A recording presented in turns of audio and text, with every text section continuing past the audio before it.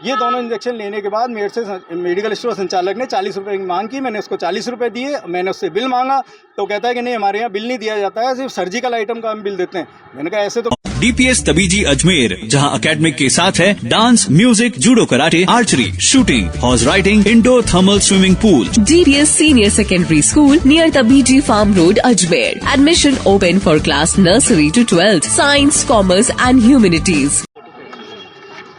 ये दोनों क्या मामला है पूरा, किस स्टोर के खिलाफ आपने आवाज पेश किया? देखिए, मामला मेडिकल स्टोर से जुड़ा हुआ है। मेडिकल स्टोर भी सरकारी मेडिकल स्टोर, जहां धांधलियों की भरमार हो रखी है और अस्पताल प्रशासन जो इस मेडिकल स्टोर की लाइसेंसिंग अथॉरिटी है, वो मेडिकल स्टोर संचालक को बचाने का प्रयास करते हुए इस केस में दिखा है। अजमेर संभाग का सबसे बड़ा अस्पताल JLN हॉस्पिटल के अधीन संचालित मेडिकल ड्रग स्टोर नंबर 1 जो मेरे पीछे आप देख रहे हैं, यहाँ से मैंने मार्च 2022 में 2 इंजेक्शन खरीदे थे, मल्टीविटामिन इंजेक्शन और मेट्रानिडाजोल। ये दोनों इंजेक्शन लेने के बाद मेरे से मेडिकल स्टोर संचालक ने 40 रुपये की मांग की। मैंने उसको 40 रुपये दिए। मैंने उससे बिल मांगा तो कहता है कि नहीं, हमारे यहाँ बिल नहीं दिया जाता है, सिर्फ सर्जिकल आइटम का हम बिल देते हैं। मैंने कहा ऐसे तो कैसे संभव है, हर बेचे गए माल का बिल देंगे, देना अनिवार्य है, और ये तो इंजेक्शन है। अगर मेरे साथ कोई अनियमितता हो जाती है इंजेक्शन को लेके तो मैं कहाँ जाऊँगा। उन्होंने कहा नहीं, हम यहाँ बिल नहीं देंगे, आप चाहें जहाँ आप शिकायत कर सकते हैं।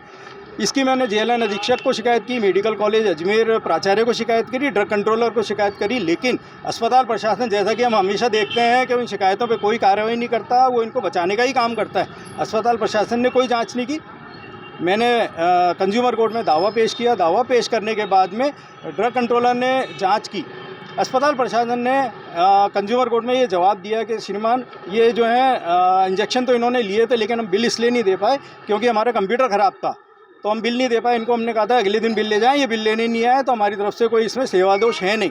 जबकि आप देखेंगे, हैरान रह जाएंगे कि ड्रग कंट्रोलर ने जब जांच की तो पाया कि मल्टीविटामिन इंजेक्शन जो हैं वो इन्होंने बेचे तो हैं, लेकिन बिल नहीं काटे। 32 इंजेक्शन ऐसे पाए जिनका बिल नहीं इन्होंने काटा था। तो ये एक भारी अनियमितता उन्होंने पाई है, क्योंकि लाइसेंसिंग अथॉरिटी ड्रग कंट्रोलर होता है, तो उन्होंने विस्तृत गहनता से जांच की। दूसरा इंजेक्शन जो मेट्रानिडाजोल है, उसके बारे में उन्होंने तफसील से जांच की तो पाया कि इन्होंने आज तक उसको खरीदा ही नहीं मेडिकल स्टोर ने, तो मेरे को बेच कैसे सकते हैं। जबकि अस्पताल अधीक्षक ने कहा कि हमने ये बेचा है इंजेक्शन।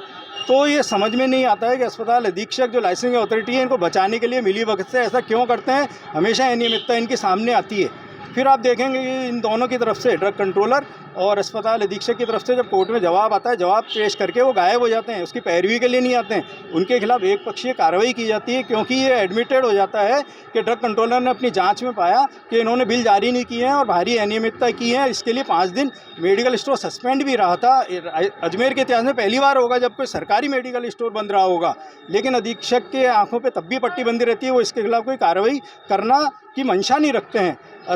कंज्यूमर कोर्ट ने ये सब पाते हुए इनको दोषी पाया, सभी को दोषी पाया, और इसके लिए उनको 7,000 रुपये का सब पे अर्थदंड लगाया है, और 40 रुपये जो मुझसे लिए थे उसका बिल नहीं देने की एवज में 40 रुपये लौटाने, ब्याज से लौटाने के आदेश किए हैं।